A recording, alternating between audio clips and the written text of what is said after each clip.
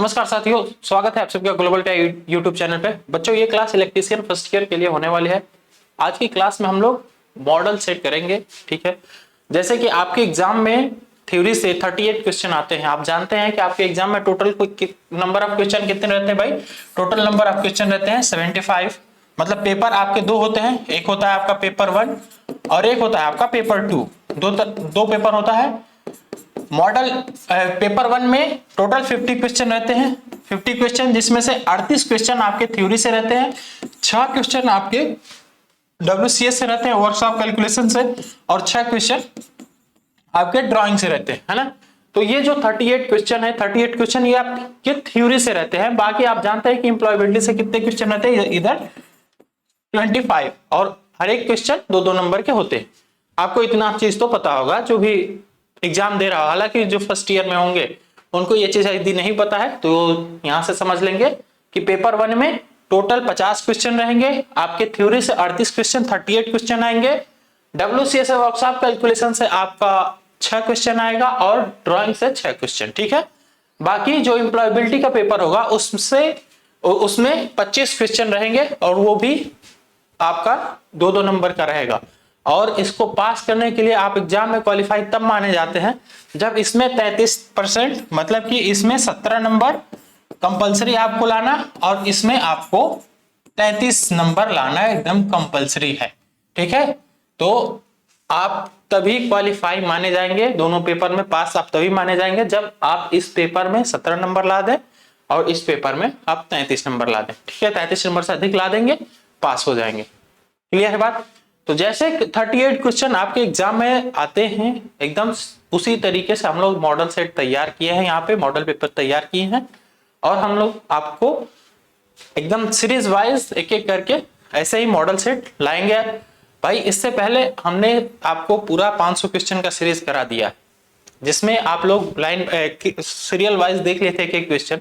लेकिन इस वीडियो में या इसके बाद जो भी इसकी सीरीज आएगी उसमें हम लोग मॉडल सेट तैयार किए हैं, मॉडल पेपर तैयार किए हैं, और उस मॉडल पेपर को देख के आपको इतना पता चलेगा कि पेपर किस हिसाब से बनेगा। देखो भाई, जब आप सीरियल वाइज क्वेश्चन करते हो तो कुल मिला के वो चैप्टर वाइज क्वेश्चन रहते हैं। आपको इतना पता चल जाता है कि भाई ये इस चैप्टर का क्वेश्चन है तो इसका आंसर ये सही हो सकता है, क्योंकि आप वो चैप्टर कहीं ना कहीं पढ़े रहते हो, या एक माइंडसेट बन जाता है, आपके दिमाग में एक कंसेप्ट बन जाता है। जब क्वेश्चन रैंडमली सेलेक्ट किए जाते हैं तो उसमें बच्चे परेशान हो जाते हैं। तो इसी हिसाब से आप एक बार पहले से मॉडल सेट देख लीजिए, मॉडल पेपर देख लीजिए कि कैसे कैसे क्वेश्चन सेलेक्ट किए जा सकते हैं और कैसे कैसे क्वेश्चन आ सकते हैं। ठीक है, तो चलो अब देखते हैं हम लोग आज का अपना पहला क्लास का पहला क्वेश्चन। देखो, पहला क्वेश्चन है, इस सुरक्षा चिन्ह का नाम क्या है? ये जो सुरक्षा चिन्ह है, ये जो दिया हुआ है चिन्ह, ये चिन्ह का नाम बताना है आपको कि ये किसका चिन्ह है। भाई देखिए, सबसे पहले ये इस टाइप के चिन्ह को देखने के लिए हम लोग क्या देखते हैं, इसका साइज देखते हैं कि ये किस साइज में दिया हुआ है। क्या ये ट्रायंगुलर में दिया हुआ है? नहीं। क्या ये रेक्टेंगुलर में दिया हुआ है? हाँ। क्या ये सर्किल में दिया हुआ है? नहीं। तो आपके जो भी चिन्ह दिए जाते हैं वो या तो रेक्टेंगुलर में दिए जाते हैं या फिर ट्रायंगुलर में, या फिर आपके रेक्टेंगुलर में दिए जाते हैं, या फिर रेक्टेंगुलर, ये तो स्क्वायर बन गया, चलो रेक्टेंगुलर इसको बना लो, रेक्टेंगुलर में दिए जाते हैं। ठीक है, या फिर आपके सर्किल में दिए जाते हैं। ठीक है, इस तरीके से आपके चिन्ह बनते हैं। तो देखिए, इस क्वेश्चन से रिलेटेड मैं पहले आपको एक पिक्चर दिखा दे रहा हूं, आपको एक फोटो दिखा दे रहा हूं, उससे आपको तुरंत ये क्वेश्चन क्लियर हो जाएगा और इसी हिसाब से आप लोग तैयार भी करिए अपने क्वेश्चंस को, हर एक क्वेश्चन को। देखो, यहां पे मैं ले लिया हूं सारा जो भी इससे क्वेश्चन बन सकता है, सारे फोटोज में ले लिया हूं। ये 4 तरह के आपके फिगर होते हैं, 4 तरह के आपके साइन होते हैं। ठीक है, इस तरह का जो साइन होता है, मतलब कि जिसमें एक वृत्ताकार आकार बना रहे और बीच में क्रॉस किया जाए, बीच में क्रॉस किया गया हो, ये सब रेड कलर से किया गया हो, ये सब रेड कलर से किया गया हो, और बीच में क्या रहे, बीच में क्रॉस किया गया हो, तो ये होते हैं आपके प्रोविजन चिन्ह। कौन से साइन होते हैं भाई? प्रोविजन साइन होते हैं। ठीक है, मतलब कि निषेधात्मक साइन इसको कहा जाता है। ठीक है, इसके बाद ये है मैंडेटरी साइन। मैंडेटरी साइन मतलब कि अनिवार्यता साइन, ठीक है। अनिवार्य रूप से कौन से आपके कौन कौन से चिन्ह होते हैं वो चिन्ह इसमें दिए जाते हैं। इसके लिए हम लोग क्या करते हैं, एक सर्किल बनाते हैं। उस सर्किल में हम लोग क्या करते हैं, नीले कलर से उस सर्किल को भर देते हैं। उस सर्किल को किस कलर से भरते हैं भाई, नीले कलर से। आपसे क्वेश्चन भी इसी तरीके से पूछेगा कि मैंडेटरी साइन किस कलर से भरा होता है, तो वो नीले कलर से भरा होता है, ठीक है। फिर जो आपका वार्निंग होता है, ये वार्निंग आपका ट्रायंगुलर शेप में रहता है, और जो सेफ कंडीशन होता है वो होता है आपका किस कलर में, ये कौन सा कलर है भाई, ये है आपका ग्रीन कलर, ठीक है। ये है आपका ग्रीन कलर। तो देखो अब जो आपके प्रोविजन या निषेधात्मक साइन थे वो कैसे बनाए जाते हैं, वो रहते हैं आपके रेड कलर में, रेड कलर से वो घेरा जाता है, और बाकी इसका जो बैकग्राउंड है वो बैकग्राउंड व्हाइट रहेगा। और जो चिन्ह बनाए जाते हैं, जैसे देखिए यहाँ पे नो स्मोकिंग लिखा हुआ है, नो स्मोकिंग मतलब सिगरेट का चिन्ह बनाया गया है, तो वो चिन्ह ब्लैक कलर से बनाए जाते हैं। चिन्ह किससे बनाए जाते हैं, ब्लैक कलर से। बैकग्राउंड कैसा रहता है, व्हाइट रहता है। गोला किस कलर से बनाया जाता है, वो रेड कलर से बनाया जाता है। यहाँ पे तीन बातें हैं, तीनों बात को आपको लोग ध्यान में रखेंगे कि जो हमारे निषेधात्मक साइन संकेत होते हैं उसमें हम लोग गोला बनाते हैं रेड कलर से, उसका बैकग्राउंड व्हाइट रखते हैं, और उस पर जो हमें चिन्ह बनाना है वो चिन्ह हम लोग ब्लैक कलर से बनाते हैं। इतनी बात क्लियर हो गई है। अब देखो जैसे यहाँ पे भी स्मोकिंग है, तो यहाँ पे भी इसने रेड कलर से बनाया, इसका बैकग्राउंड व्हाइट रखा और एक चिन्ह बना दिया, ठीक है। अब चलो बात करते हैं हम लोग मैंडेटरी साइन की। मैंडेटरी साइन क्या होती है, मैंडेटरी साइन में देखिए, मैंडेटरी साइन में आकृति तो रहती है वृत्ताकार, वृत्ताकार आकृति रहती है, ठीक है। अब इसका बैकग्राउंड कैसा रखते हैं हम लोग, इसका बैकग्राउंड ब्लू कलर का रखते हैं, या फिर ये कहिए कि नीला कलर का रखते हैं, ठीक है। बैकग्राउंड समझ गए। अब इसमें जो चिन्ह हम लोग बनाते हैं वो चिन्ह देखो, जैसे यहाँ पे चश्मा बनाया, मतलब कि वेल्डिंग कहीं पे आप करने जा रहे हो तो वेल्डिंग के लिए भाई आपको चश्मा लगाना जरूरी है ना। या फिर इधर कहीं पे आप कहीं ऊंचाई पे चढ़ रहे हो, या कहीं ऐसे जगह काम कर रहे हो जहां पे आप के सर पे कुछ गिरने का डर है, तो वहां पे सेफ्टी के लिए टोपी लगाया हुआ है, ऐसे करके आपको सिंबल बनाया गया है। तो ये सिंबल किस कलर से बनाए जाते हैं, ये सिंबल व्हाइट कलर से बनाए जाते हैं। किस कलर से भाई, ये सिंबल व्हाइट कलर के बनाए गए होते हैं। तो ये होते हैं आपके मैंडेटरी साइन। इतनी बात क्लियर हो गई। अब देखो आपका जो डेंजर है, डेंजर वाले साइन कौन से कलर के, डेंजर वाले साइन सबसे पहले इनका तो आकार जो है वो त्रिभुजाकार होता है, ट्रायंगुलर होता है। इसका बैकग्राउंड कैसा रखते हैं हम लोग, इसका बैकग्राउंड पीला रखते हैं, ठीक है। और जो हमारा साइन बनाया जाता है वो साइन कैसा रहता है भाई, वो साइन रहता है आपका ब्लैक कलर का। साइन कैसा रहता है भाई, ब्लैक कलर का, ठीक है। और बाकी ये जो आकृति बनी हुई है, ये आकृति, इसको कौन सी आकृति कहते हैं हम लोग, या तो इसको सेफ कंडीशन कहते हैं, या फिर इसको हम लोग इंफॉर्मेशन कंडीशन भी कहते हैं, इंफॉर्मेशन साइन भी कहते हैं, सॉरी इंफॉर्मेशन साइन, ठीक है भाई, इंफॉर्मेशन साइन, इसी को हम लोग इंफॉर्मेशन साइन भी कहते हैं। तो देखो एक जगह सारी चीजें इकट्ठा कर देने से आपको कितना आसानी से सब चीजें समझ में आ गई होंगी।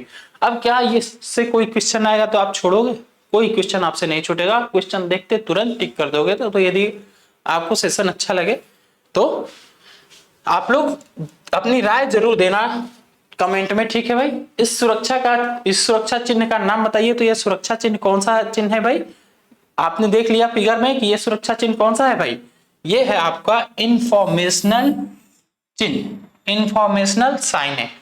वार्निंग वाला साइन आपने देखा था, वार्निंग वाला साइन कौन सा है भाई, ये जो वार्निंग ऊपर लिखा हुआ है ना, ये वार्निंग साइन है। और ये है आपका सेफ कंडीशन या फिर इंफॉर्मेशन, ये है प्रोविजन, और ये है मैंडेटरी। ये सब आपने क्वेश्चन में देख लिया कि प्रोविजन निषेधात्मक चिन्ह कौन से हैं, आपके मैंडेटरी कैसे रहते हैं, मैंडेटरी आपके वृत्ताकार रहते हैं, और उसपे जो उसका बैकग्राउंड है वो नीले कलर का होता है।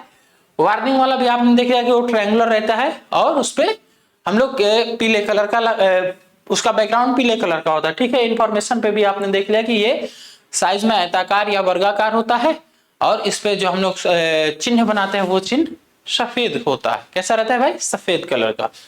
बात समझ में आ गई हो तो यहाँ पे ऑप्शन डी बिल्कुल करेक्ट हो जाएगा। अब चलो हम लोग अगला क्वेश्चन देखते हैं। अगला क्वेश्चन है हमारा कि अग्नि का समन क्या है। अग्नि का समन क्या है, बस इस वर्ड को समझना है आपको कि समन का मतलब क्या होता है। बस समन का मतलब समझ गए, तुरंत इसका आंसर आपको मिल जाएगा। देखो इस इंग्लिश में देखेंगे तो क्या समझ में आएगा, नहीं। एक्सटिंग्विशिंग लिखा है इंग्लिश वाले वर्ड से भी। हालांकि एक्सटिंग्विशर के बारे में यदि कोई जानता होगा तो बता देगा कि हाँ सर एक्सटिंग्विशर क्या होते हैं। अग्नि बुझाने वाले यंत्र को एक्सटिंग्विशर क्या हो जाता है ना, तो उससे तो पता चल जाएगा। और यदि नहीं पता चल रहा है तो समझिए हम बता रहे हैं आपको कि क्या होगा अग्निशमन का मतलब। अग्नि को कहीं भी यदि आग लगी है तो उस आग को बुझाने का सबसे बढ़िया तरीका क्या है, पानी फेंकेंगे? नहीं, ये चीज सबसे बढ़िया तरीका नहीं है।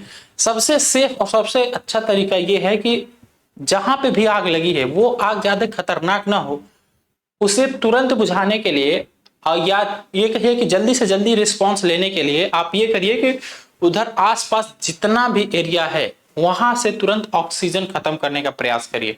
यदि ऑक्सीजन की अवेलेबिलिटी खत्म हो गई तो आग तुरंत बुझ जाएगी। ये आग की खासियत है कि आग तभी जलती है, आग तभी कहीं पे लगती है जब वहां पे अवेलेबिलिटी हो ऑक्सीजन की। यदि ऑक्सीजन नहीं रहेगा तो आग तुरंत बुझ जाएगी। क्योंकि जो भी आपके अग्निशामक यंत्र हैं, सारे अग्निशामक यंत्र से यही किया जाता है कि वहां से ऑक्सीजन को हटाया जाता है। मतलब कि कार्बन डाइऑक्साइड की मात्रा बहुत ज्यादा प्रचुर मात्रा में हो जाती है तो वहां पे ऑक्सीजन की मात्रा कम हो जाती है। जैसे ऑक्सीजन की मात्रा कम होगी तो आग तुरंत बुझ जाती है ना। यही काम होता है आपके किसी भी अग्निशामक यंत्र से। तो मेन काम यही है। समन मतलब है कि आग को बुझाना। समन मतलब है आग को बुझाना। तो यदि आप आग को बुझाना चाहते हैं तो आप क्या करेंगे भाई, अग्नि को ऑक्सीजन की आपूर्ति से अलग कर देंगे। अग्नि को ऑक्सीजन की आपूर्ति से अलग कर देंगे। ऑप्शन डी एकदम करेक्ट हो जाएगा कि अग्नि को क्या करेंगे, ऑक्सीजन की आपूर्ति से अलग कर देंगे, बस हमारी आग बुझ जाएगी। ठीक है, इतनी बात क्लियर हो गई। बातें समझ में आ रही हो तो आप लोग थोड़ा सा जरूर अपना राय दीजिएगा कि हाँ सर समझ में आ रहा है या नहीं।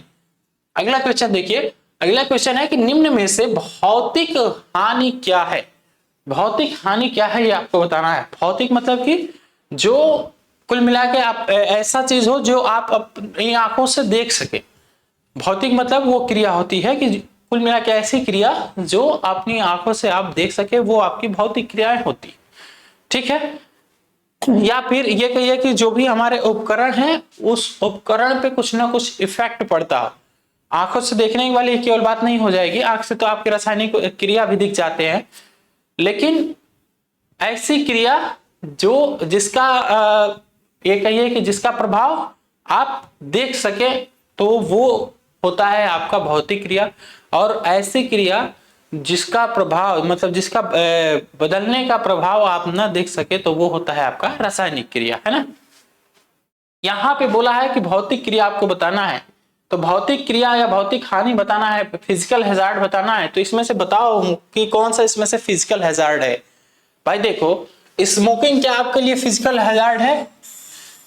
क्या स्मोक ऐसे मार मार के कराया जाता है, लो ढिसुम ढिसुम करके कराया जाता है? नहीं ना। स्मोकिंग करने के लिए भाई आप जाते हो, सिगरेट या कुछ भी हो, जो भी आपके धूम्रपान वाले एलिमेंट हैं, आप खुद से खरीद के लेके आते हो, उसमें माचिस लगाते हो, फिर आप स्मोक करते हो। तो वो कुल मिला के आपकी रासायनिक क्रिया है, उसमें रासायनिक क्रिया वाले पार्ट है या रासायनिक हैजार्ड है।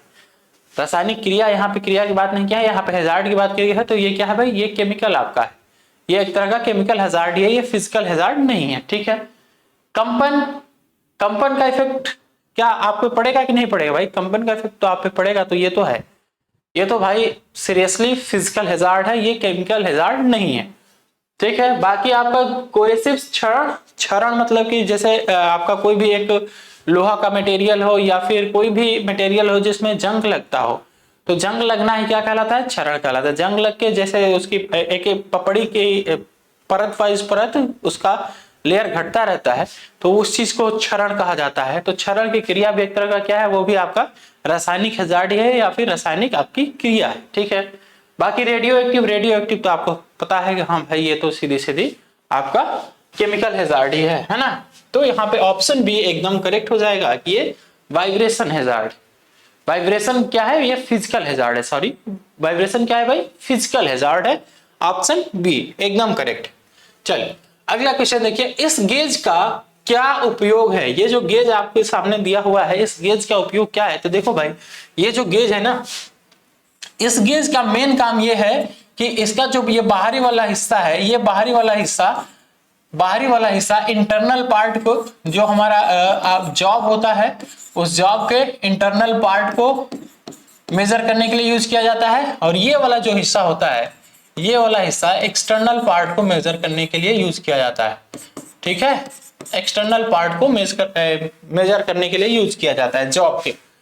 तो अब पहले आप ऑप्शन में देखेंगे कि क्या एक्सटर्नल एंड इंटरनल दोनों दिया हुआ है। ऑप्शन में यदि एक्सटर्नल इंटरनल देख लेते हैं हम लोग, दिया है कि नहीं दिया है, क्या पूरे ऑप्शन दिख रहे हैं ना। हाँ, जॉब की आंतरिक त्रिज्या को मापने के लिए, बेलनाकार व्यास मापने के लिए, जॉब की ऊंचाई और समांतर जांचने के लिए। ठीक है, जॉब को मशीन, देखो आंतरिक त्रिज्या और बाहरी त्रिज्या ये दोनों चीज नहीं दिया हुआ, केवल आंतरिक त्रिज्या दिया हुआ, तो केवल एक ऑप्शन है, तो ऑप्शन ए एकदम करेक्ट हो जाएगा, आंतरिक त्रिज्या को मेजर करने के लिए। जबकि जो आपका ये गेज है, ये गेज दोनों त्रिज्या को मेजर करने के लिए यूज किया जाता है।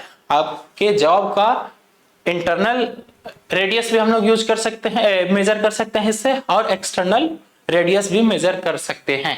ठीक है, तो यहाँ पे केवल इंटरनल दिया हुआ है, तो इंटरनल वाला ऑप्शन एकदम करेक्ट हो जाएगा। यदि इंटरनल एंड एक्सटर्नल बोथ दिया रहता तो वो ही ऑप्शन हम लोग करेक्ट मारते। ठीक है, यदि ये भी रहेगा और वो भी रहेगा कि एक्सटर्नल एंड इंटरनल बोथ, तो आप एक्सटर्नल एंड इंटरनल को ही करेक्ट करेंगे, वहां पे इस ऑप्शन को करेक्ट नहीं करेंगे। ठीक है, चलो अगला क्वेश्चन देखते हैं हम लोग, इस रेती का क्या नाम है।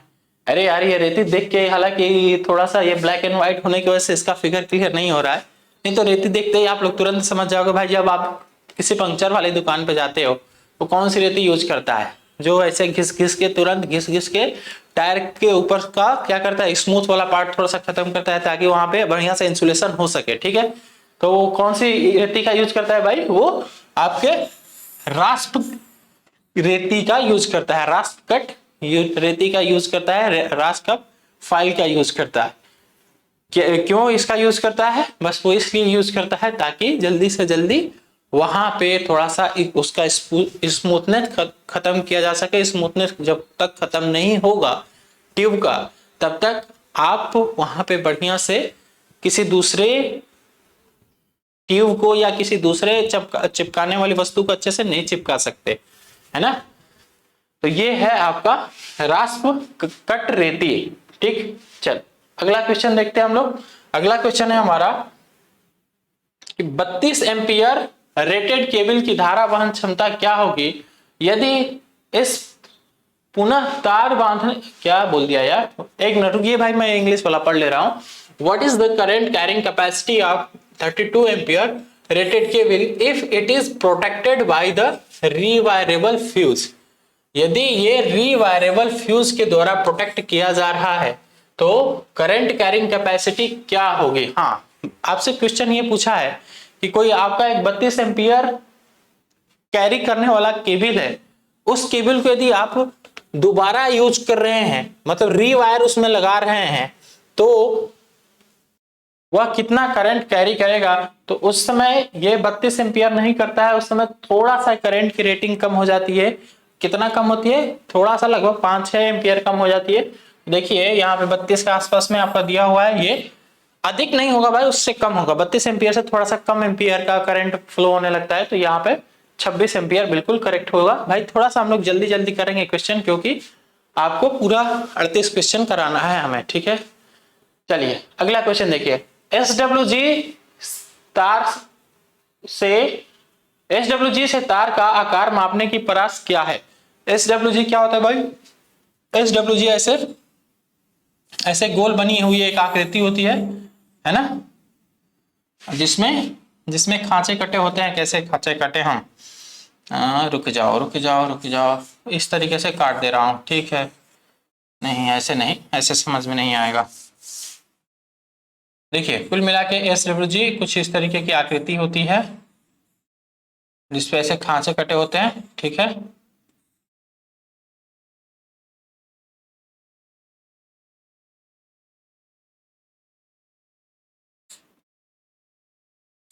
ऐसे ही करके मैं पूरा मिला दे रहा हूँ। ऐसे गोल एक डिस्क होता है जिसमें खांचे कटे होते हैं। खांचे कितने कटे होते हैं? 36 में। उसमें मेजरमेंट के 36 सेक्शन रहते हैं जिसमें आपका तार का मोटाई मेजर किया जाता है, या फिर जो केबल हम लोग यूज कर रहे हैं उस केबल का मोटाई यूज किया जाता है कि कितना इसकी मोटाई, ठीक है। और एक बात याद रखेंगे यहाँ पे कि जितना SWG कम होगा तार की मोटाई उतनी अधिक होगी, जितना SWG अधिक होगा उतना तार की मोटाई कम होगी। ये दोनों के बीच कौन सा रिलेशन होता है? दोनों के बीच इनवर्सिबल रिलेशन होता है, ठीक है। तो यहाँ पे इसका रेंज कितना होता है भाई? 0 से लेके 36 तक इस पे रेटिंग रेंज इसकी दी रहती है। मतलब यहाँ 0 से स्टार्ट होता है और इधर कहीं बीच में, इधर सॉरी इसके साइड में कहीं इधर 36, लास्ट मार्क का इसका 36 रहता है, ठीक है। तो यहाँ पे यदि 1 होगा तो मान लो कि यदि यहाँ पे 1 लिखा हुआ है ना, तो इस 1 पे जो यदि SWG 1 है, SWG 1 है तो उस तार की मोटाई सबसे अधिक होगी, और यदि SWG 36 है तो उस तार की मोटाई सबसे कम होगी, ठीक है। देखते हैं अगला क्वेश्चन। अगला क्वेश्चन है कि तांबे के परमाणु के तीसरे कक्ष में कितने इलेक्ट्रॉन होते हैं? तांबा का जो परमाणु है तो सबसे पहले तो मुझे ये बता दो आप लोग कि जो तांबा है, तांबा का परमाणु क्रमांक कितना होता है? यदि किसी को परमाणु क्रमांक उसका याद रहेगा तो वो इस क्वेश्चन को मुश्किल से 3 सेकंड के अंदर कर लेगा। क्यों भाई? कोई मुझे बताएगा कॉपर का कितना होता है? कॉपर का परमाणु क्रमांक कितना होता है? Atomic number. What is the atomic number? परमाणु, चलो एटॉमिक नंबर में लिख दे रहा हूं, एटॉमिक नंबर। एटॉमिक नंबर कितना होता है भाई कॉपर का? कॉपर का एटॉमिक नंबर होता है 29, ठीक है। तो इसका यदि आप लोग इलेक्ट्रॉनिक विन्यास बनाएंगे तो कितना हो जाएगा? ये 2, 8, 18 और 1 हो जाएगा ना 29। काउंट कर लो, 18, 10, 28, 28, 29। हाँ बिल्कुल करेक्ट है। 18, 2, 8, 18। क्या पूछा है? तीसरे कक्षा में। तीसरी कक्षा में तो ये कक्षा कहाँ से स्टार्ट होती है? 1, 2, 3, 4। तो ये चौथी कक्षा में 1 इलेक्ट्रॉन है, तीसरी कक्षा में 18 है, दूसरी कक्षा में 8 इलेक्ट्रॉन है, पहली कक्षा में 2 इलेक्ट्रॉन है। इसका मतलब है कि यहाँ पे 18 इलेक्ट्रॉन होंगे। ऑप्शन सी एकदम करेक्ट होगा, ठीक है।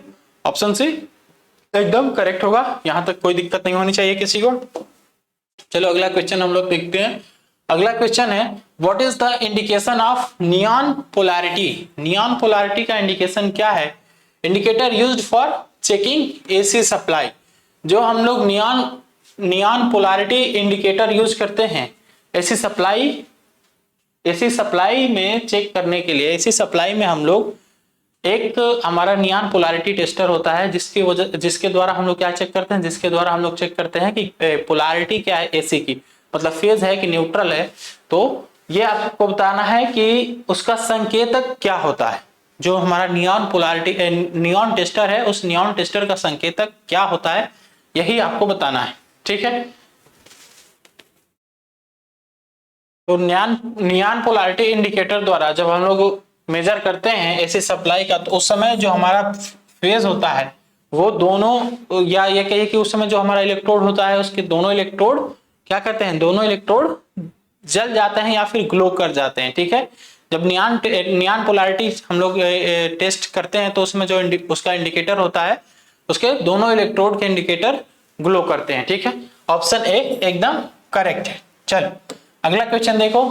अगला क्वेश्चन है आपका कि 100 वॉट 250 वोल्ट के रेटेड बल्ब प्रतिरोध का मान बताना है। भाई इसमें प्रतिरोध का मान कितना होगा?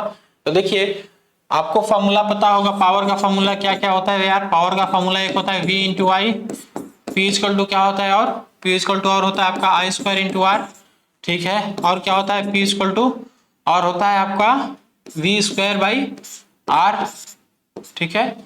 V स्क्वायर बाई आर, और एक होता है आपका P equal to W by T.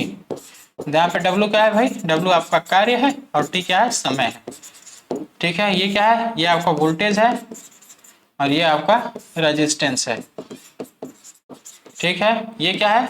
ये है आपकी धारा और ये है आपका प्रतिरोध या रेजिस्टेंस, ठीक है, ये वोल्टेज और करंट।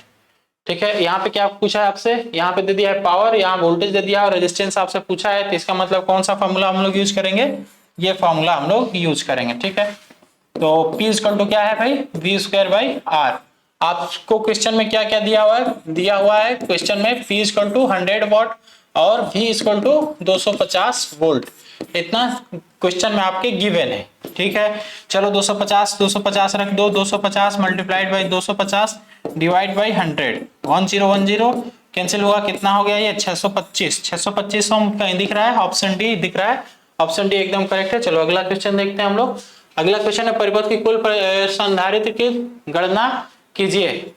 देखो इसका वैल्यू दिया हुआ है आपका 30 माइक्रोफैरेड, ये दिया हुआ है 10 माइक्रोफैरेड, ठीक है, ये दिया हुआ है आपका 30 माइक्रोफैरेड, ये वैल्यू दी हुई है। आप जानते हो कि कैपेसिटर जब सीरीज में जुड़ता है तो उस समय उसका फॉर्मूला रेजिस्टेंस के जस्ट अपोजिट हो जाता है। ठीक है, तो लिख लीजिए कि कैपेसिटर के सीरीज कनेक्शन का फॉर्मूला क्या होगा। पहले मैं आपको क्वेश्चन सॉल्व करके दिखा दे रहा हूं, फिर मैं पैरेलल वाला भी लिख दूंगा आपको। Capacitor series connection, capacitor in series connection, series connection के लिए क्या होता है भाई, 1/C equivalent equal to 1/C1 plus 1/C2 plus 1/C3, यही होता है ना। तो 1/C इक्विवेलेंट इक्वल टू कितना हो जाएगा यहाँ पे 1/30 प्लस 1/10 प्लस 1/30। यहाँ पे एलसीएम ले लो, इसका कितना हो जाएगा, ये 30 हो जाएगा। ये एलसीएम लेने तो सबको आता है ना। अब यहाँ इससे डिवाइड करो तो कितनी बार जाएगा, एक बार जाएगा, फिर इसका डिवाइड करो 3 बार जाएगा, फिर इसका डिवाइड करोगे तो एक बार जाएगा। कितना आया भाई 1/C इक्विवेलेंट इक्वल टू हो गया ये 3 2 5, 5 डिवाइड बाई 30, तो यहाँ से C इक्विवेलेंट इक्वल टू कितना हो जाएगा 30 divide by 5 is equal to 6 microfarad. सारे के सारे आपके जो यूनिट दिए हुए हैं फैरेड में दिए हुए हैं, तो इस वजह से यहाँ पे इसका यूनिट क्या हो जाएगा 6 माइक्रोफैरेड। ऑप्शन बी एकदम करेक्ट है, 6 माइक्रोफैरेड। ठीक है, तो ये सीरीज कनेक्शन के लिए फॉर्मूला था। और पैरेलल कनेक्शन के लिए फॉर्मूला लिख लीजिए। पैरेलल के लिए फॉर्मूला लिख लो, C इक्विवेलेंट इक्वल टू क्या हो जाता है C1 plus C2 plus C3 plus dot dot dot. ठीक है, ये होता है आपका पैरेलल के लिए और ये होता है आपका सीरीज के लिए। इतनी बात क्लियर है। तो चलो देखते हैं अगला क्वेश्चन हम लोग। अगला क्वेश्चन है हमारा, एक संधारित्र का धारिता मान क्या होगा यदि 35 वोल्ट के लिए 0.5 कूलम आवेश की आवश्यकता हो। 0.5 कूलम आवेश की आवश्यकता हो मतलब कि आपको Q दे रखा है 0.5 कूलम, ठीक है, और V की वैल्यू कितनी है भाई, V आपको दिया हुआ है 35 वोल्ट। आप फॉर्मूला जानते हो, Q इक्वल टू क्या होता है CV, Q इक्वल टू होता है CV, जहां पे Q क्या है भाई, Q को हम लोग कहते हैं आवेश, ठीक है, V को कहते हैं वोल्टेज और C को क्या कहते हैं भाई, C को कहते हैं हम लोग धारिता, कैपेसिटेंस। ठीक है, Q equal to C into V। इस फार्मूले में दो चीज आपको गिवन है, एक तीसरे चीज का मान निकालना है, तो क्या नहीं निकाल लेंगे भाई। जब फॉर्मूला में टोटल 3 ही फैक्टर हैं, 3 फैक्टर में आपको 2 फैक्टर की वैल्यू दी हुई है, तो क्या तीसरा फैक्टर का मान नहीं निकाल लेंगे आप लोग, बिल्कुल निकाल लेंगे। देखिए कैसे निकालेंगे। आपसे क्या पूछा है, आपसे पूछा है एक संधारित्र की धारिता का मान क्या होगा, धारिता पूछा है, धारिता मतलब C पूछा है, तो यहाँ से C इक्वल टू क्या फॉर्मूला बन जाएगा भाई, देखो इस V को मैं इधर डिवाइड कर दूं तो यहाँ से Q अपॉन V हो जाएगा ना। इतना किसी को प्रॉब्लम नहीं होगा इतने में, कि C इक्वल टू क्या बन गया Q अपॉन V। ठीक है, Q की वैल्यू कितना दिया है, चलो मैं यहाँ कर दे रहा हूँ, C equal to Q upon V। Q की वैल्यू दे रखा है 0.5 और V की वैल्यू कितना है भाई 35, V की वैल्यू है 35।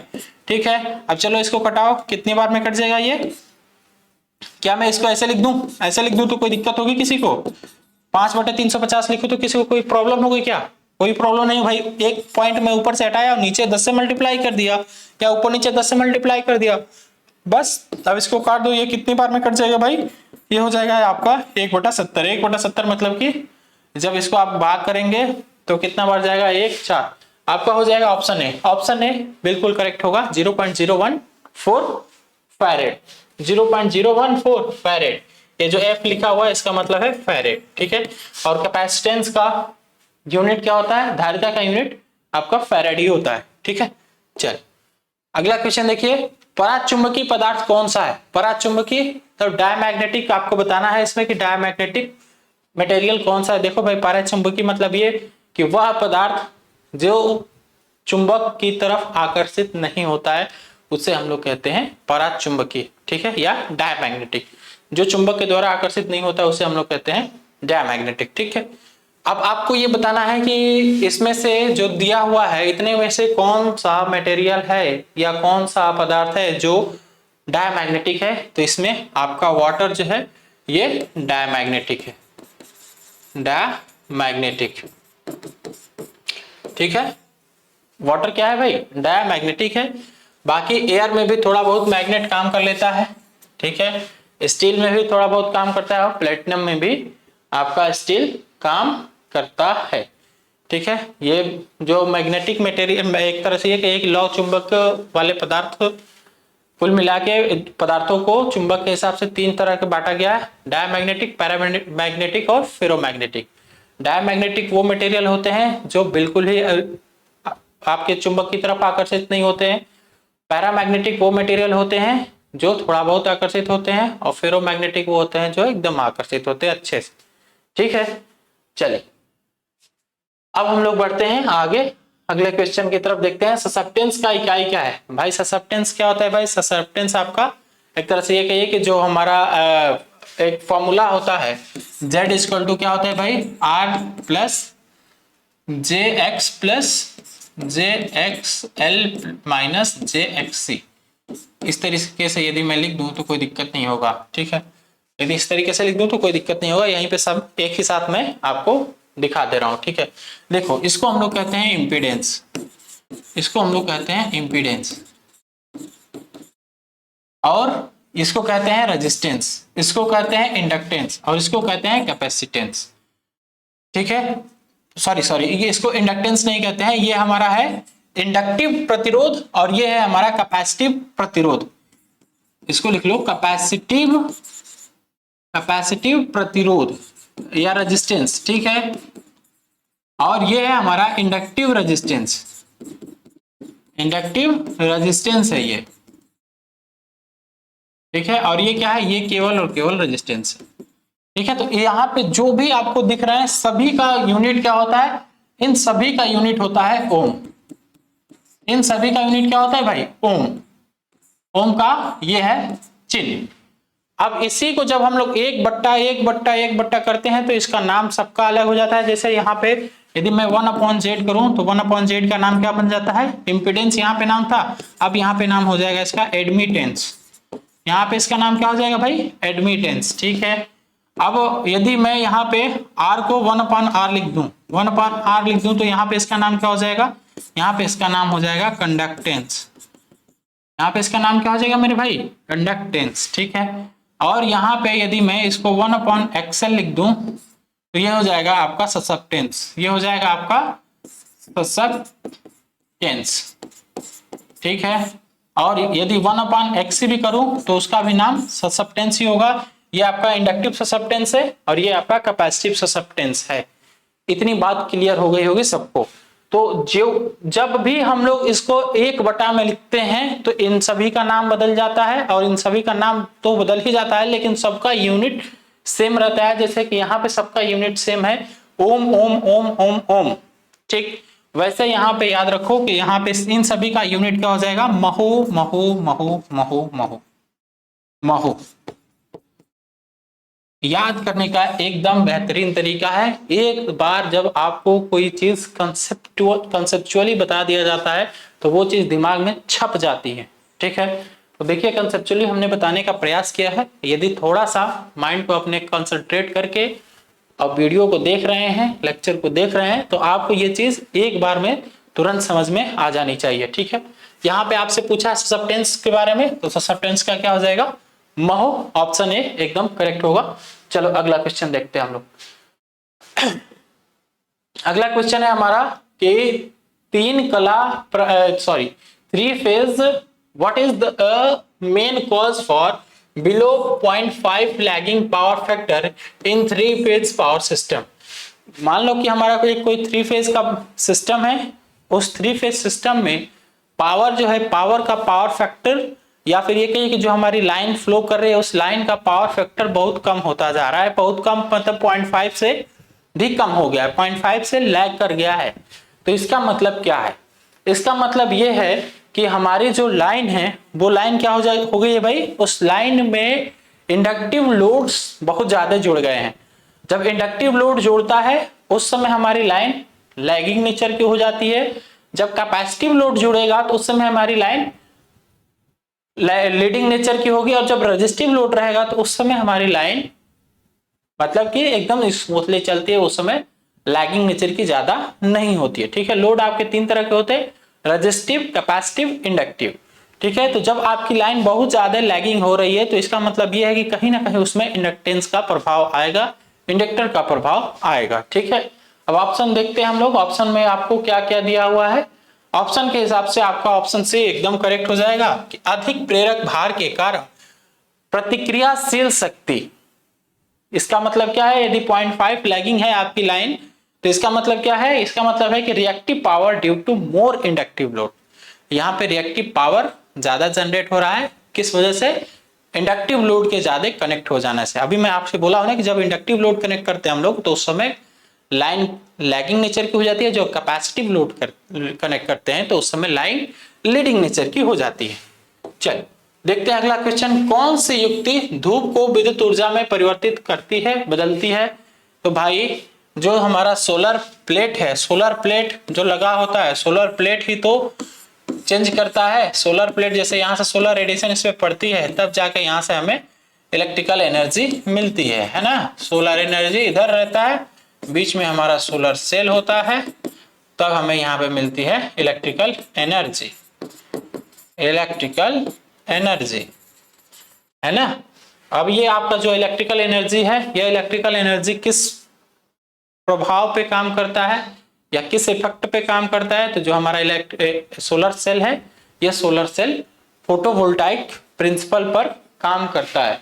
फोटोवोल्टाइक कहीं पे है क्या, फोटोवोल्टाइक ऑप्शन ए आपको दिख रहा है, ऑप्शन ए बिल्कुल सही हो जाएगा। जो सोलर सेल है वो फोटोवोल्टाइक प्रिंसिपल पे काम करती। ठीक है, चल अगला क्वेश्चन देखते हैं हम लोग।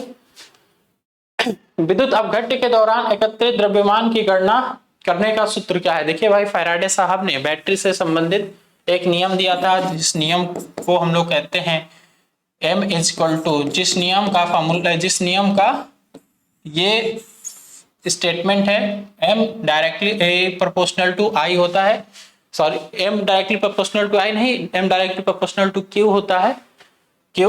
अब यहाँ पे हम लोग I और T, Q चूंकि जानते हैं आपकी Q इक्वल टू क्या होता है, IT होता है, तो Q की जगह पे IT रख के इसके बाद जैसे प्रोपोर्शनलिटी का साइन हटाते हैं तो Z हमारा एक कांस्टेंट आ जाता है बिलियन का। एक तरह से ये कहिए कि ये क्या है, कौन सा कांस्टेंट है भाई, ये रासायनिक तुल्यांक होता है। ठीक है, बाकी M आप जानते हैं कि M बिलियन का द्रव्यमान है।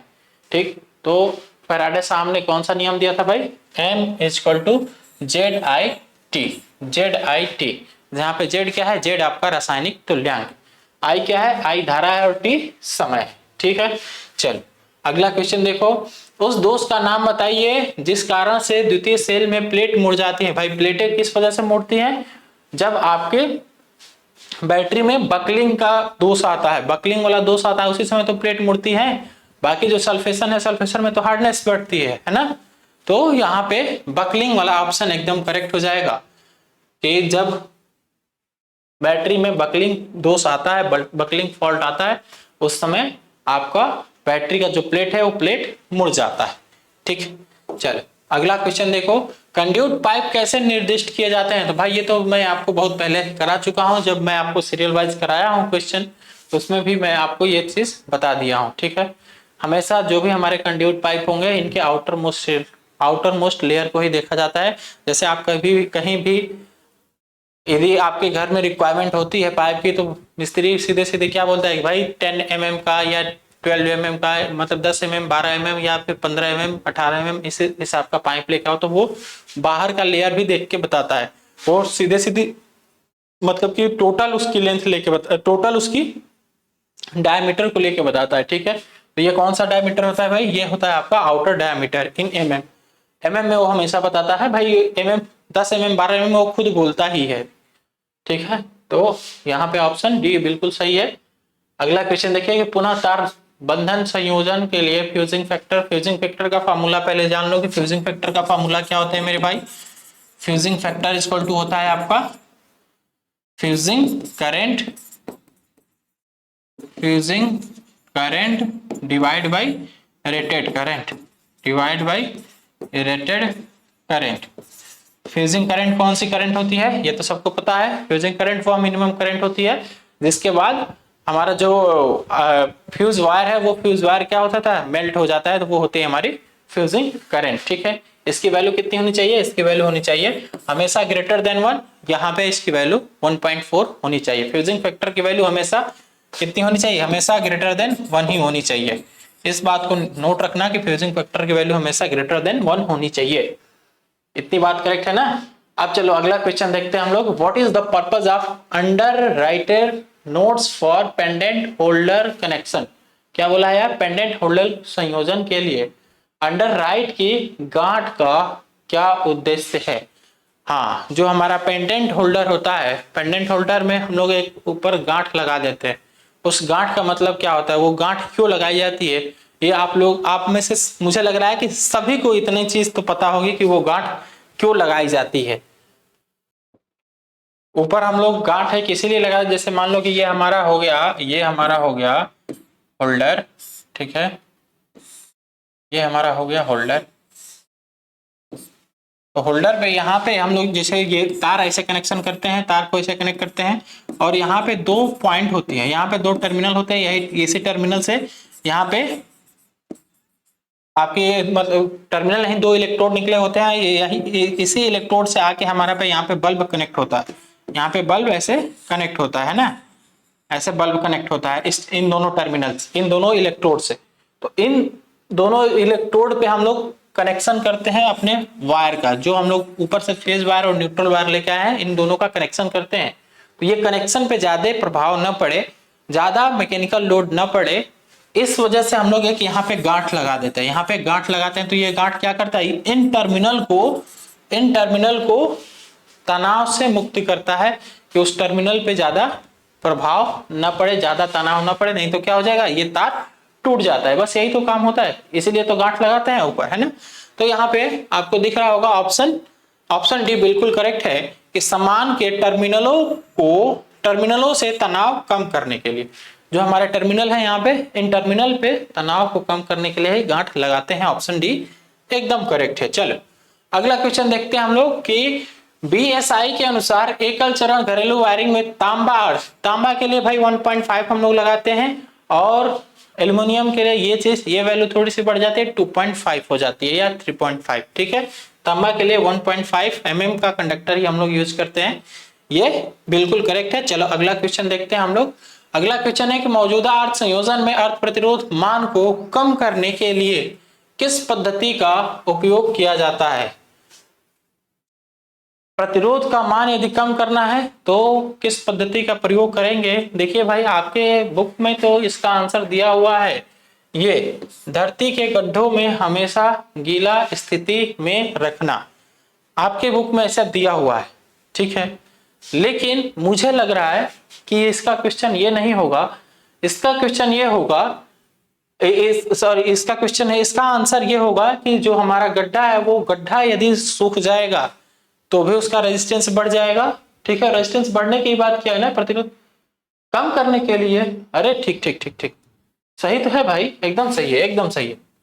सॉरी, मान को कम करना है ना, तो मान को कम करने का मतलब ये है कि जो हमारा गड्ढा है, वो गड्ढा अर्थिंग के लिए जो हम लोग गड्ढा करते हैं, वो हमेशा नमी युक्त होना चाहिए, हमेशा गीला रहना चाहिए। यदि गीला नहीं रहेगा, जैसे ही सूखेगा तो वहां पे प्रतिरोध का मान बढ़ जाएगा। ठीक है, तो हम लोग ये चाहते हैं कि भाई यदि प्रतिरोध का मान बढ़ेगा तो वहां पे हमारे लिए नुकसान है, तो वो हमेशा गीला बना रहे, वहां पे रेजिस्टेंस की वैल्यू कम से कम रहे, तभी जाके हमारे लिए सेफ्टी मतलब सही ढंग से मिल पाएगी हमें सेफ्टी। ठीक है, ऑप्शन बी एकदम करेक्ट है भाई।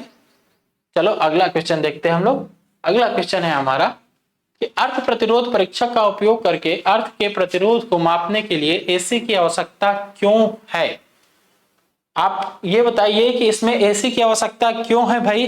अर्थ रेजिस्टेंस को मेजर करने के लिए एसी की आवश्यकता हमें क्यों पड़ती है, बस इतना बताना है आपको। तो हम लोग एसी का यूज इसीलिए करते हैं ताकि जो हमने बिलियन यूज किया है, जो हमने बैटरी में बिलियन यूज किया है, उस बिलियन को क्या किया जा सके, उस विलयन के अपघट्य को कम किया जा सके, ठीक है, या उसको हटाया जा सके, ठीक है। तो यहाँ पे क्या ऑप्शन होगा, अवॉइड इलेक्ट्रोलाइट ईएमएफ इंटरफेस, विद्युत अपघट्य विद्युत वाहक बल को हटाया जा सके, इसीलिए हम लोग एसी का यूज करते हैं, ठीक है। ऑप्शन डी बिल्कुल करेक्ट होगा आपका कि अर्थ रेजिस्टेंस परीक्षण में अर्थ प्रतिरोध को मापने के लिए, अर्थ रेजिस्टेंस को मापने के लिए एसी की आवश्यकता क्यों होती है? एसी की आवश्यकता इसलिए होती है ताकि जो एसी होगा वो एसी क्या करेगा भाई, वो एसी विद्युत अपघट्य जो भी वहां पे होंगे उसको वो हटा देगा, अवॉइड कर देगा अपने आप, ठीक है। लेकिन जब यदि डीसी यहाँ पे रहेगा तो डीसी उसको अवॉइड नहीं कर पाता है, उस विद्युत अपघट्य का भी रेजिस्टेंस लेने लगता है, ठीक है। इसीलिए हम लोग एसी का यूज करते हैं। चलिए अगला क्वेश्चन देखते हैं हम लोग।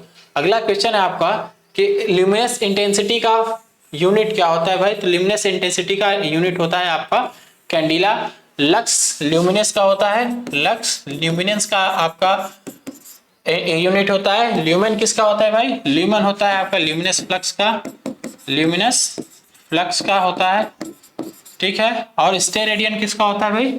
स्टेरेडियन होता है आपका सॉलिड एंगल का, सॉलिड एंगल का यूनिट होता है, ठीक है। ऑप्शन सी यहाँ पे बिल्कुल करेक्ट है।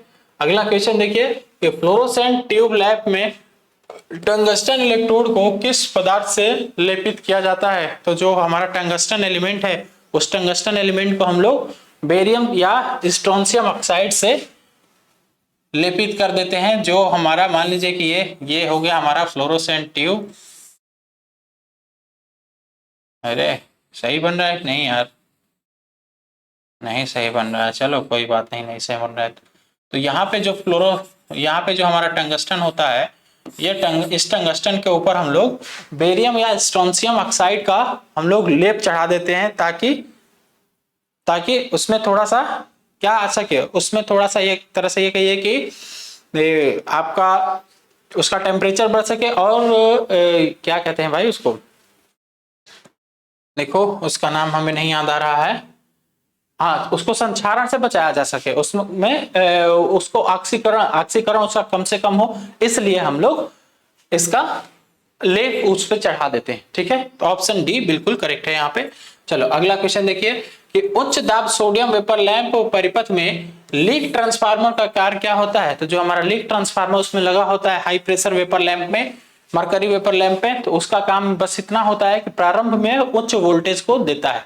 प्रारंभ में वो क्या करता है भाई? उच्च वोल्टेज को देता है, बस इतना ही उसका काम होता है आपके high pressure mercury vapour lamp का, ठीक है। चल अगला क्वेश्चन देखिए, इंस्ट्रूमेंट रीडिंग की गलत स्थिति के कारण कौन सी त्रुटि होती है?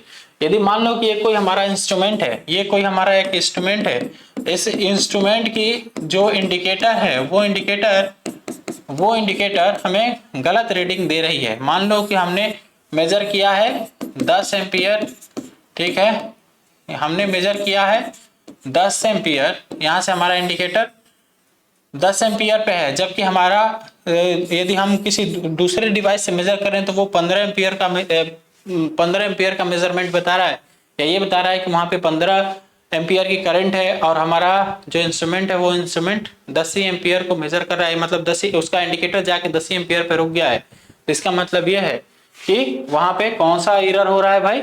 वहां पे उपकरण में ही कोई ना कोई त्रुटि है, वो हमारे द्वारा कोई त्रुटि नहीं हो रही है, वो हमारा उपकरण जो है वो उपकरण ही खराब हो गया है, या फिर हमारी जो इंस्ट्रूमेंट है वो इंस्ट्रूमेंट ही खराब हो चुकी है, ठीक है। ऑप्शन ए एकदम करेक्ट होगा। इसमें कोई परेशानी है किसी को? भाई ह्यूमन एरर तो तब होती ना जब हम लिखने या पढ़ने में कोई गलती कर देते, वहां से रीडिंग लेने में कोई गलती कर देते, तब हम ह्यूमन एरर होता है, ठीक है। इन्फ्लुएंस एरर, इन्वायरमेंटल एरर, ये तो इन्वायरमेंट का प्रभाव तब पड़ता है, मतलब कि बहुत ज्यादा यदि टेम्परेचर बढ़ गया हो या बहुत ज्यादा आर्द्रता हो या फिर कोई मैग्नेटिक फील्ड हो तब हमारा इन्फ्लुएंस प्रभाव पड़ता है, ठीक है। तो यहाँ पे आपका डिवाइस एरर बिल्कुल सही है, ऑप्शन ए।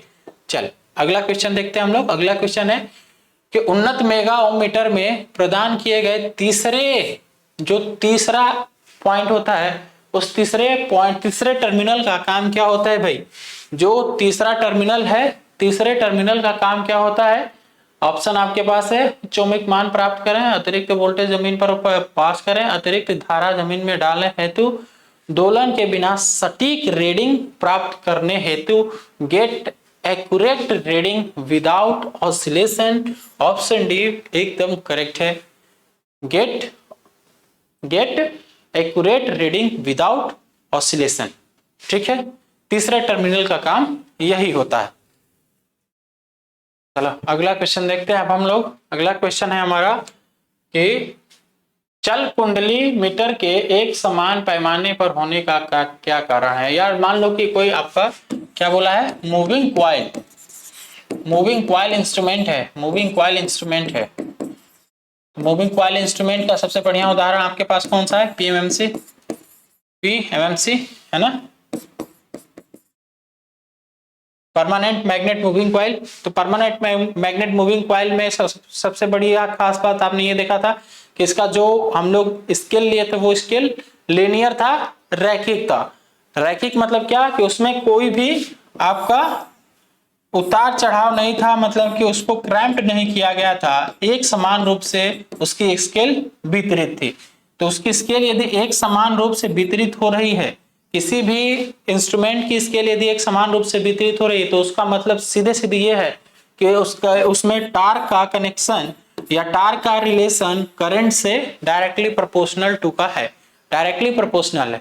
यहाँ पे यदि थोड़ा सा भी स्क्वायर आ जाए या फिर ये कहिए कि स्क्वायर रूट आ जाए तो ये लिनियरिटी खत्म हो जाएगी, जो कि आपने देखा था मूविंग आयरन में टाउ डायरेक्टली प्रोपोर्शनल टू किसके हो रहा था? आपके आई स्क्वायर के हो रहा था। ठीक है, तो यहाँ पे जो हमारा टाउ डी होगा, टाउ डी मतलब कि डिफ्लेक्टिंग टार्क जो होता है, वो डिफ्लेक्टिंग टार्क यदि डायरेक्टली प्रोपोर्शनल टू करंट है तो उस समय जो हमारा इंस्ट्रूमेंट होगा, इंस्ट्रूमेंट का स्केल लिनियर होगा। और यदि यहाँ पे स्क्वायर आ जाए या फिर स्क्वायर रूट आ जाए तो भी यहाँ पे जो हमारी स्केल होगी वो स्केल लिनियर नहीं रह जाएगी। ठीक है, तो यहाँ पे ऑप्शन ए बिल्कुल करेक्ट दिख रहा है आपको, अनुपातिक।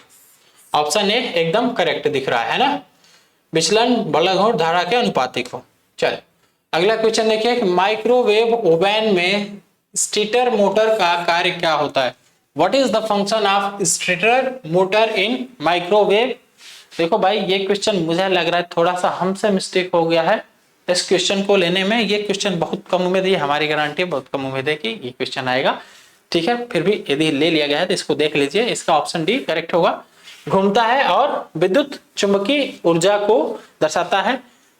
ठीक है, ऐसा मिस्टेक नहीं होगा अगले जो भी मॉडल सेट होंगे, क्योंकि मैं जब आप ये क्वेश्चन सेलेक्ट कर रहा था वहां पे मैं ये नहीं ध्यान दिया कि ओवन जो है वो आपके सिलेबस में अब नहीं है, नए वाले सिलेबस में अब नहीं है। ठीक है, चलिए यहाँ पे ऑप्शन डी एकदम करेक्ट होगा। चलिए अगला क्वेश्चन देखिए। अगला क्वेश्चन है कि जो हमारा खाद्य मिक्सचर है किस प्रकार की एसी एकल फेज मोटर का उपयोग करता है? तो जो हमारा मिक्सचर होता है वो मिक्सचर यूनिवर्सल मोटर का यूज करता है। ये तो सबके दिमाग में रटा हुआ होगा, एकदम ये सबको रटा हुआ होगा कि जो हमारा मिक्सचर होता है, मिक्सचर में कौन सा मोटर हम लोग यूज करते हैं भाई?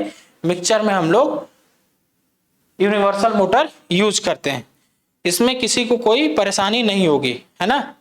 अब चलो अगले क्वेश्चन की तरफ बढ़े। अगला क्वेश्चन है हमारा कि हीटर के अधिकतम निर्गत के लिए कौन सा स्थान है? क्या आप क्लियरली दिख रहा है क्या भाई? क्लियरली ये फोटो दिख रहा है? थोड़ा सा मैं देख लूं क्या? रुको तो थोड़ा सा मैं देखूं। ये कनेक्शन आपको सही नहीं दिख रहे हैं ना, ये कनेक्शन आपको सही नहीं दिख रहे। चलिए आप लोग इसको बुक में देख लीजिएगा। जो हीटर है ये हीटर अधिकतम पावर तब देगा जब ये बी पोजीशन पे रहेगा, मतलब ये जो दूसरा वाला पोजीशन है, पोजीशन दूसरा पे रहेगा, उस समय ये ज्यादा हीट देगा। ठीक है, क्योंकि आपको ये फिगर क्लियरली नहीं दिख रहा है इस वजह से ये चीज आपको नहीं समझ, मुझे भी क्लियरली नहीं दिख रहा है कि कौन कौन से इसमें पॉइंट दिए हुए हैं। बाकी मुझे इतना जरूर पता है कि हाँ ये जो बीच वाला, ये जब ये दोनों कनेक्शन को एक साथ कनेक्ट करते हैं तो वही मैक्सिमम कंडीशन होती है इसकी। ठीक है, क्योंकि इस समय इसके चारों कनेक्शन एक दूसरे से जुड़े हुए हैं। चलो हाँ, अब ये देखिए, ये है आपका क्वेश्चन ट्रांसफार्मर से। इस तरह के क्वेश्चन आपको जरूर देखने को मिलेंगे अपने आपके पेपर में, इतना हमारी गारंटी है, ठीक है, इतना हमारी गारंटी है। अब देखिए क्वेश्चन पूछा है कि जो हमारा आइडियल ट्रांसफार्मर है, आइडियल ट्रांसफार्मर में E1 और E2 के बीच में क्या संबंध होता है। तो देखिए आइडियल ट्रांसफार्मर उसको माना जाता है, आइडियल ट्रांसफार्मर, आइडियल ट्रांसफार्मर उसको माना जाता है जिसमें कोई हानि नहीं हो, जिसमें कोई हानि नहीं होती है, कोई हानि नहीं होती है, ठीक है। दूसरा चीज, जिसकी परमेबिलिटी इनफाइनाइट होती है, जिसकी परमेबिलिटी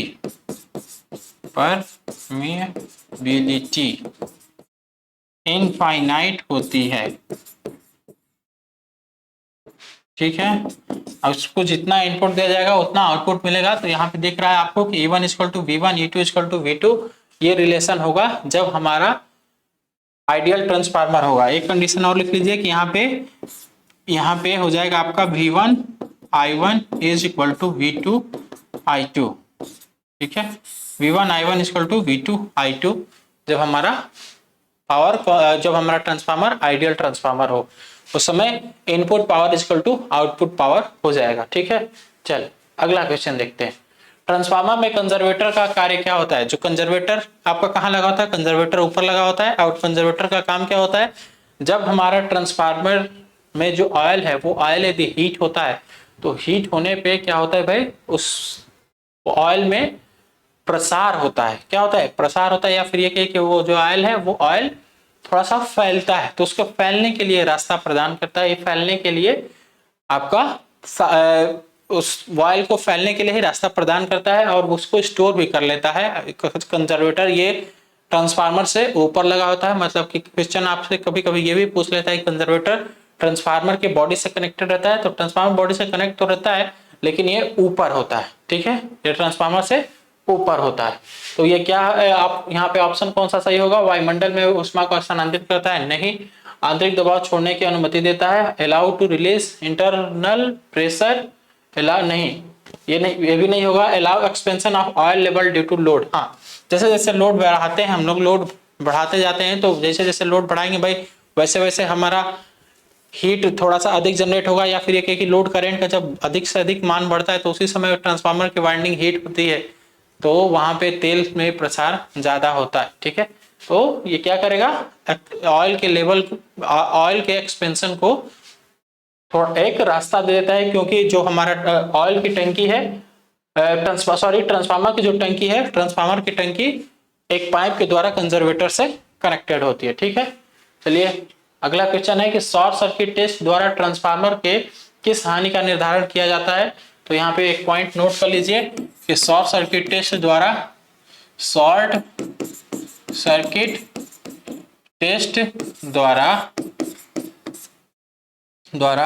कॉपर लॉस मेजर किया जाता है, कॉपर हानियां मापी जाती है,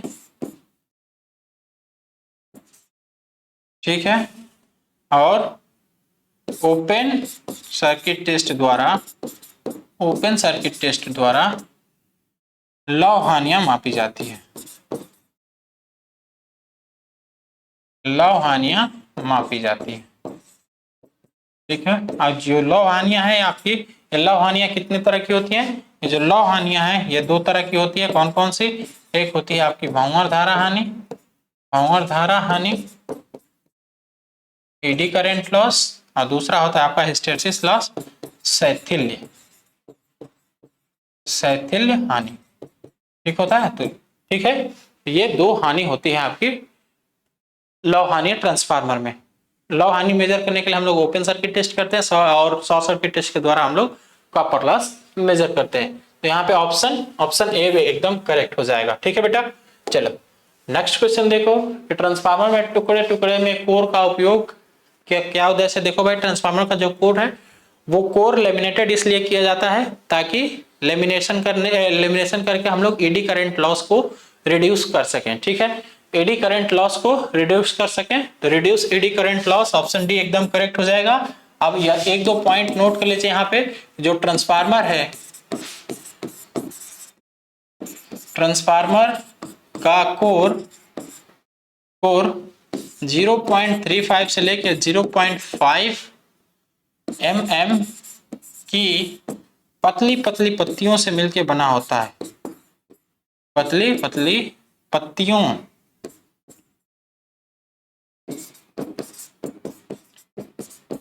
पत्तियों से मिलकर बना होता है। ठीक है, और इन सारी पत्तियों पे लेमिनेशन इसलिए किया जाता है ताकि एडी करंट लॉस को रिड्यूस किया जा सके। तो ये था आपका मॉडल सेट 1, मॉडल पेपर 1 था। इसी तरह के अभी आगे भी हम लोग क्रम जारी रखेंगे जैसा आपका रिस्पॉन्स होगा।